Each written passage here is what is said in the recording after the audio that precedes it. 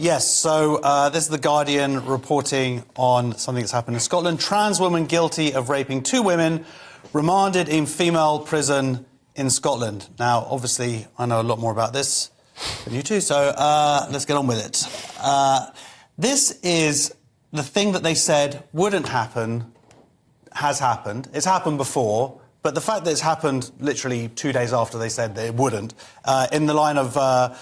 the government now, the UK government, has basically said, they've invoked this Section 35 to say, basically, to stop this gender self-ID law go through.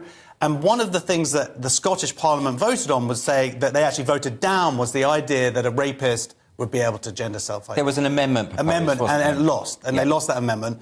And they were like, no, don't worry about it. And this is what happened. This man who has raped 2 women is now in a female jail. OK, right. Well, Graham, do you have any thoughts on that? Well, as Josh said, it's not really my area. But, like, the interesting thing about this for me is that The Guardian has had to cover it, because The Guardian competes with Pink News and the Metro and the Independent as being the kind of Pravda of this movement.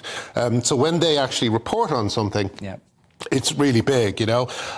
They mostly ignore it, right? They mostly ignore it. Like, for instance, there was a story in about the Wee Spa. I think it was in Los Angeles, and 3 times the Guardian tried to make out that it was a hoax, and in the end, it was discovered that the person who was exposing themselves to women in that spa wasn't a trans woman, or at least, you know, that was just what he was calling himself. He was actually a sex offender who I think is still on the loose. So this is something that they can't ignore. It's almost, you know, despite the seriousness of what's happened, it's almost comic that you have a man who's literally put a wig on to cover up a giant face tattoo that seems to be the same as the one that Mike Tyson used to have. Yeah, we can see it there. So that's the rapist. Yeah. And now, since being arrested, identifies as female. Yeah. And will be housed in a women's prison. Yeah. It is absolutely unbelievable. And they said in there's the... Yeah. He cropped it strangely. There's a photo with his crotch, very large, but the papers have strangely cropped that out. Interesting. And they keep doing it. They keep calling him a trans woman. He's not a trans woman. He's not any kind of woman. He's a man who's making monkeys of the whole of society. They apparently prosecutors described him as preying on vulnerable women.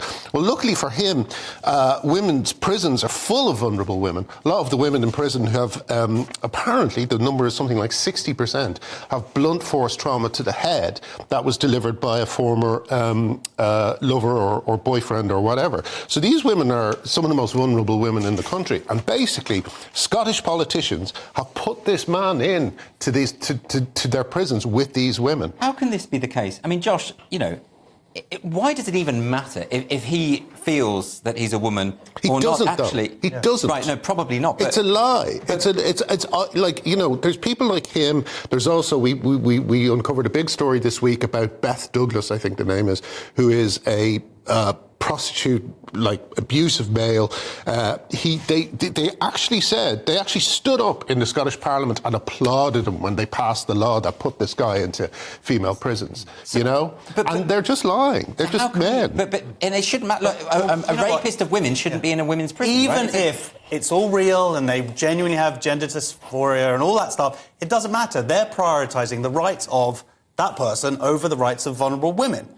And the crazy thing is that seeing this stuff online today is like, people are like, oh, it never happens. And then it's like, oh, well, what about this? Oh, well, it's just happened once. It's like, how many women need to be threatened or raped before it's OK for you? Like 5? What's the exact number? Well, that's the interesting thing. And it's not just once, and it's not just twice. The SNP are effectively saying, we will accept a few rapes, a few sexual assaults on women for our agenda, right? Yeah, just like the children who are being transitioned, female prisoners are a live experiment. That's basically what's being done. They're being experimented on with this new social... But this story will change things, won't it, Graham? Because, I mean, you yourself on your Substack have collected together so many examples of when this kind of thing has happened before. If this is not an isolated incident, this is not a first time, you've got evidence, right? Yeah, and yet, of course you do. I mean, but here's the funny thing. You don't need evidence because we are, like, thinking human beings and we know that men pose a danger to women. for some reason, we're all involved in this great pretense of, well, we don't actually know all this stuff. Of course we know this stuff. Yeah. Well, interesting. Our societies are built on it. David Blunkett gave a great talk on a rival news channel today where he basically said exactly what we're saying now. And that's the first time I've seen a Labour male politician actually really standing up and just going, this is wrong. That's interesting, isn't it? Things are changing. Well, he's obviously not on the front bench, but it's amazing to me that Labour is giving the Tories such an open goal on this. Yeah. And it's like how they still haven't educated themselves properly. I know we have to move on, but let me just very quickly read this. It says here, The Guardian understands that a case conference takes place within 24 hours of any prisoner's arrival, involving SBS staff with NHS and psychological input and an equality and diversity officer in order to assess risk, and that segregation decisions must be reviewed at least monthly. Here's an idea. Just don't put rapists in female prisons. Yeah, I think that sort of says it all. How much money would that save? That says it all. OK.